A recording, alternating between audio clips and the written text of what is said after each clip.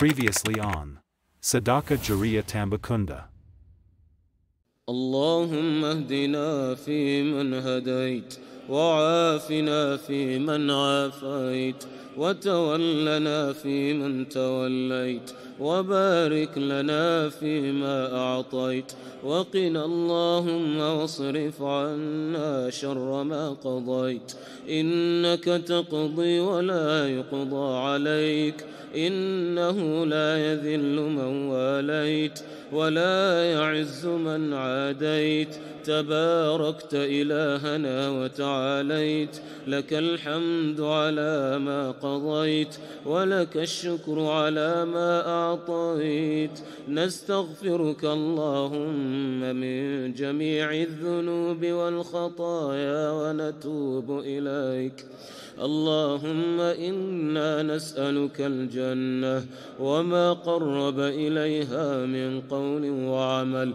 ونعوذ بك من النار وما قرب إليها من قول وعمل اللهم إنا نسألك عيشة هنيئة وميتة سوية ومردا غير مخزي ولا فاضح اللهم تقبل صيامنا واجعلنا ممن صام في ذا الشهر إيمانا واحتسابا فغفر له ما تقدم من ذنبه اللهم اجعلنا ممن يقومه إيمانا واحتسابا فغفر له ما تقدم من ذنبه اللهم اغفر لنا ذنوبنا كلها دقها وجلها وخطأها وعمدها.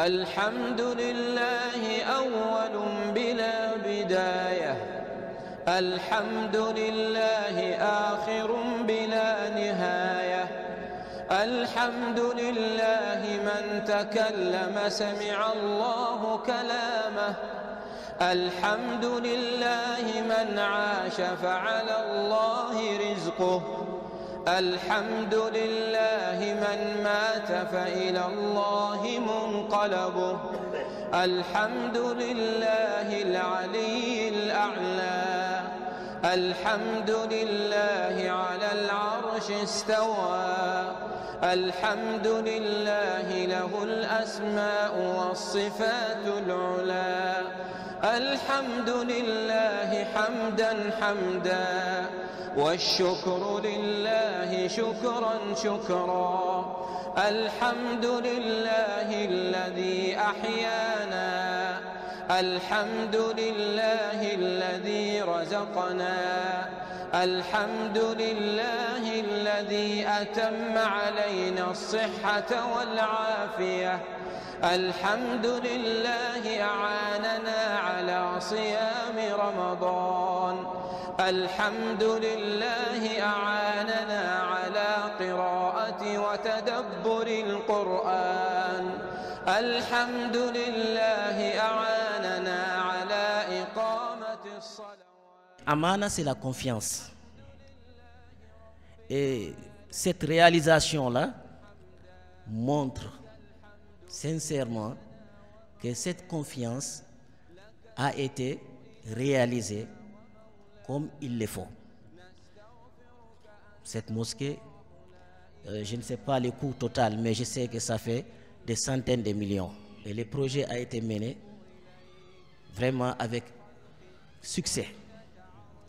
Toute personne qui vient ici verra que c'est une innovation dans cette région-là. Grand, avec des vérandas, avec des salles vraiment vastes. Et la meilleure des choses, c'est qu'ils ont pensé à demain. Un hectare. En majorité, on voit ça dans d'autres zones, dans d'autres religions qui prennent des hectares. Mais cette fois-ci, c'est la première fois que je vois ici à Tambacounda les musulmans avoir un hectare pour faire une mosquée et des projets dans le futur. Cela montre que cette association, cette ONG, voit loin. Il y a de la place pour d'autres projets, comme ils nous l'ont bien expliqué. Donc, je remercie à travers ma voix les donateurs. Et je les rassure encore, vos dons sont bien arrivés à nous. Et nous prions Allah subhanahu wa ta'ala, dont le prophète Mohammed sallallahu alayhi wa sallam nous a enseigné. C'est lui qui construit une mosquée, aussi petit que soit les nids des oiseaux, qui s'appelle Qatar. Allah lui construira une maison dans les paradis.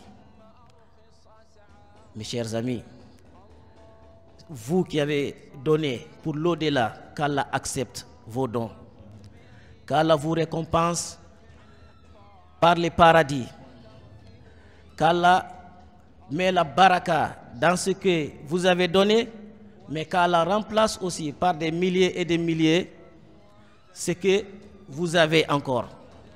Mais ne vous découragez point. Yacoub, c'est un homme de confiance. Nous voyons ses projets. Il est de Tambacounda, mais il est national. Il est dans tous les domaines, il est dans toutes les régions. Donc, faites-lui confiance. De plus, Inch'Allah. وبلادنا بسوء فأشغله بنفسه واجعل تدبيره تدميرا عليه اللهم عليك بأعدائنا فإنهم لا يعجزونك اللهم ريحا عليهم كريح عاد اللهم واجعل أيامهم ولياليهم سودا يا ذا الجلال والإكرام أرنا فيهم عجائب قدرتك أرنا فيهم عجائب قدرتك اللهم أحصهم عددا وأمتهم بددا ولا تغادر منهم أحدا اللهم وانصر أهل السنة والجماعة في كل مكان اللهم وانصر أهل السنة والجماعة في كل مكان يا ذا الجلال والإكرام اللهم وأعتق رقابنا من النار اللهم وأعتق رقابنا من النار اللهم إنك عفو كريم تحب العفو فاعف عنا اللهم إنك عفو كريم تحب العفو فاعف عنا برحمتك يا أرحم الراحمين اللهم تقبل منا صيام رمضان واجعله إيمانا واحتسابا واجعلنا ممن غفرت له ما تقدم من ذنبه يا أرحم الراحمين ونسألك من خير ما سألك منه نبينا محمد صلى الله عليه وسلم ونعوذ بك من شر ما استعاذك منه نبينا وحبيبنا محمد صلى الله عليه وسلم اللهم اغفر لجمعنا هذا ذنبه اللهم اغفر لجمعنا هذا ذنبه واجعل سعيه مشكورا وعمله مبرورا اللهم وأصلح له. السلام عليكم ورحمة الله وبركاته. الله أكبر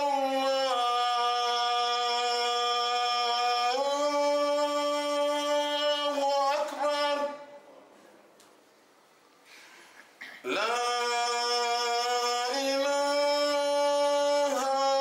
إلا الله.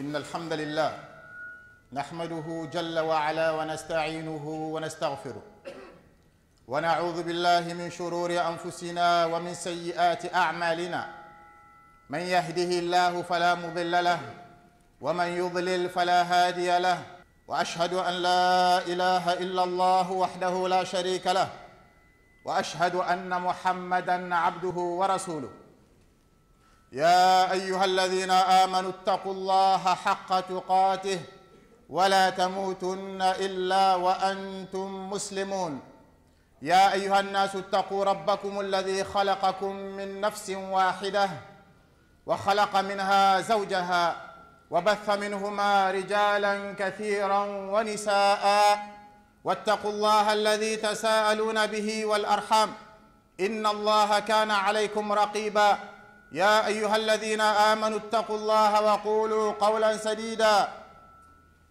يصلح لكم أعمالكم ويغفر لكم ذنوبكم ومن يطع الله ورسوله فقد فاز فوزا عظيما أما بعد فإن أصدق الحديث كتاب الله تعالى وخير الهدي هدي محمد صلى الله عليه وسلم وشر الأمور محدثاتها وكل محدثة بدعة وكل بدعة ضلالة وكل ضلالة في النار. Chers frères et sœurs, on remercie Allah subhanahu wa ta'ala de tous les bienfaits qu'il nous a accordés apparents comme cachés. Allah subhanahu wa ta'ala qui nous a créés. Nous devons de profiter des bienfaits qu'il nous a accordés pour l'adorer. On se doit d'être reconnaissant envers tous les bienfaits qu'Allah subhanahu wa ta'ala il nous a accordés, chers frères et sœurs. Si on le fait, Allah il nous a promis qu'il va nous augmenter. Allah subhanahu wa ta'ala il nous informe que la piété, et on va donner la définition de la piété. La piété est un successeur de toute chose. Si tu as la piété, même si tu es le plus pauvre du monde, tu n'as rien perdu. Mais celui qui a perdu la piété, même si tu es le plus grand milliardaire du monde, tu as tout perdu. Qu'Allah nous en préserve. Chers frères et sœurs, Allah subhanahu wa ta'ala nous a ordonné, il a enjoint les premiers comme les derniers d'une seule recommandation, c'est de le craindre. Et ça c'est une recommandation qu'Allah subhanahu wa ta'ala a fait à tous les prophètes et tous les messagers. Donc quiconque aura obtenu la piété, wallah tu auras obtenu le salut et tu auras obtenu la grâce venant d'Allah azza wa jal. Mais quiconque aura perdu la piété, tu auras tout perdu dans la vie d'ici-bas, qu'Allah nous en préserve. Il a été rapporté dans le hadith du prophète sallallahu alayhi wa sallam, un hadith authentique, où le prophète il a dit aux compagnons que votre Seigneur est un. Votre Père est un, qui est Adam alayhi salam. Il n'y a pas de supériorité de l'arabe sur le non-arabe. Il n'y a pas de supériorité du non-arabe sur l'arabe. Il n'y a pas de supériorité du rouge au noir. Il n'y a pas de supériorité du noir au rouge que par la piété. Il n'y a que ça le jour de la résurrection qui fera toute la différence. Ce n'est pas notre beauté, hein, ni de notre famille. La définition de la piété, c'est quoi? C'est de prendre un bouclier, de prendre un rempart, de mettre un rempart entre toi et le châtiment d'Allah azza wa jal. Et cette chose-là ne peut se manifester que par deux manières. Le fait d'exécuter ses ordres, obéir à ses ordres et s'éloigner des interdits. S'accrocher à l'unicité d'Allah azza wa jal qui est le tawhid et s'éloigner des innovations. Selon ce qui a été rapporté dans le Coran et selon la manière dont les compagnons du prophète sallallahu alayhi wa sallam ont compris. Donc quelle que soit ta nationalité, quelle que soit ta lignée, cela ne te servira à rien dans l'au-delà, sauf si tu n'as œuvré en bien. Donc qu'Allah azza wa jal nous accorde la piété dans la vie d'ici-bas et dans l'au-delà. Aqulu ma tasma'un wa astaghfirullah innahu huwal ghafurur rahim. Chers frères et sœurs, sachez que la construction de la mosquée, ça englobe deux choses. La construction avec les briques, avec les murs, c'est très bien, de l'enjoliver sans dépasser les limites, sans exagération. Mais il y a encore beaucoup plus important, c'est de construire la mosquée de l'intérieur, d'éduquer les gens de l'intérieur. Il y a de plus en plus de mosquées qui sont construites, mais il y a de plus en plus d'ignorants dans la communauté musulmane. Il y a de plus en plus de mosquées qui sont construites, mais les musulmans, ils commettent encore plus en plus de péchés. Parce que la mosquée, elle ne fait pas son rôle. On voit des gens, ils viennent à la mosquée, ils dorment. Parce que ce que l'imam dit, ils ne comprennent rien. C'est ennuyant. Il y en a, ils jouent avec leur téléphone. La mosquée, ça doit être un endroit, quand tu viens, tu apprends des choses. Les imams, ils doivent faire leur rôle. La mosquée, c'est un but. C'est pour ça le prophète sallallahu alayhi wa sallam, quand il est arrivé à Médine, la première chose qu'il a fait, il a construit la mosquée. C'est là-bas où il a éduqué les meilleurs hommes au monde, qui sont les compagnons, c'est dans la mosquée. Les imams et les mosquées ne font plus leur devoir. La mosquée, ce n'est pas un endroit pour faire de la politique. La mosquée, ce n'est pas un endroit pour chercher de l'argent. La mosquée, ce n'est pas un endroit pour te mettre en avant. La mosquée, c'est un endroit pour éduquer les musulmans. Allahu Akbar.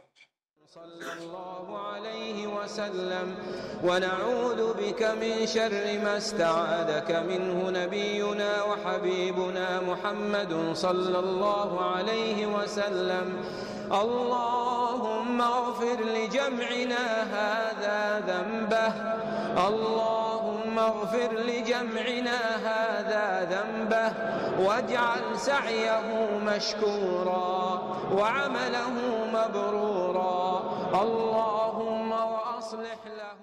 Alhamdulillah, l'inauguration de la mosquée a été un franc succès. L'affluence a largement dépassé nos attentes car environ 3500 fidèles ont répondu à l'appel à la prière en ce jour de vendredi si important pour notre communauté. Plusieurs personnalités religieuses ont fait le déplacement, certaines venant même de la capitale. Les autorités de Tambacounda ont également répondu présent en la personne du maire de la ville, du préfet de département ainsi que le gouverneur de région. Nous remercions en premier et en priorité Allah subhanahu wa ta'ala pour tous ses bienfaits apparents comme cachés. Ensuite, nous remercions l'ensemble des donateurs et des personnes qui ont contribué de près ou de loin à la réalisation de ce magnifique projet, que ce soit par des doigts, des partages d'infos et vidéos sur les réseaux sociaux ou autres. Votre confiance envers nous nous honore. Nous sommes tous les maillons d'une même chaîne qui, une fois raccordés, ensemble, pouvons réaliser de grandes choses. Continuons à œuvrer main dans la main dans le sentier d'Allah Azza wa Jal. Qu'Allah vous récompense en bien et à très vite pour la suite, Inch'Allah.